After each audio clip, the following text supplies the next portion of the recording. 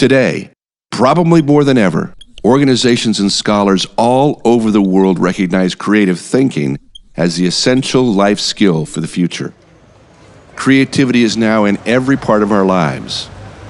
But where did it all start? About 70 years ago, the study of creativity became the central occupation of one single man, a visionary, Alex Osborne. The O in the advertising agency BBDO was looking for creative thinkers in his future advertising executives.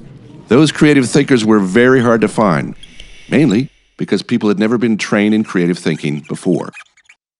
Thus, Alex Osborne set on a quest to help people develop their creative thinking.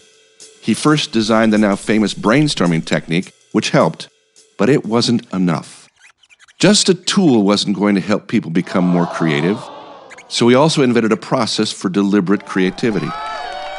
After the publication of Alex's book, Applied Imagination, the interest in creativity became so widespread that he decided to host a formal Creative Problem-Solving Institute, CPSI, in Buffalo, New York. Dr. Sidney Parnes at the University of Pittsburgh heard about this institute and only days before it was scheduled to begin, took a chance and drove from Pittsburgh to Buffalo, hoping that he was not too late to enroll. Sid successfully enrolls at the last minute and attends the Creative Problem-Solving Institute. As he's driving back home to Pittsburgh, he has to stop the car frequently to write down ideas on how he can apply what he's learned. He then meets Alex Osborne and promises that he will implement what he's learned.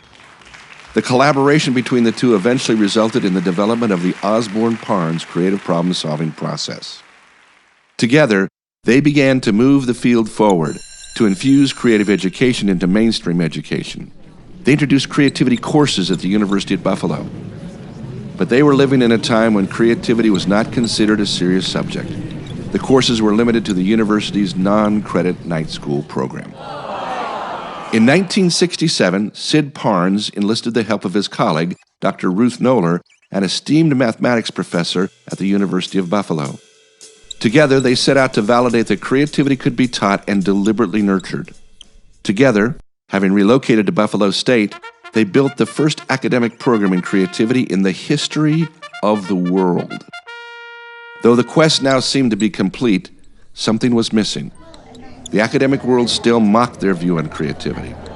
They refused to recognize the program as formal education. The final step of their quest seemed impossible. Sid and Ruth had put their hearts into the quest. They felt discouraged and exhausted. But then, suddenly something changed.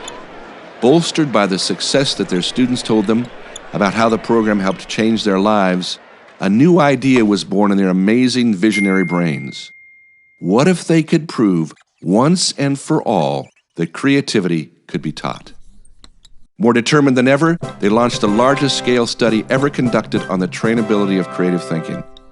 When they were done, the Creative Studies Project proved beyond any doubt that training in creativity impacted people in more positive ways than any of them could imagine.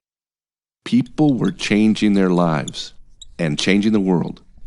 The academic world now had to accept this evidence, and Buffalo State approved the center's undergraduate and master's program. Since then, the International Center for Studies in Creativity has been in the hands of great people, continuing to research, teach, and develop creativity and creative thinking, not just in the United States, but around the world. Every day for the past 50 years, the International Center for Studies in Creativity has continued its never-ending quest of igniting creativity around the world. My name is Roger Feierstein, and I feel honored to have been a part of this journey for 40 years. The journey continues. Let's meet in class.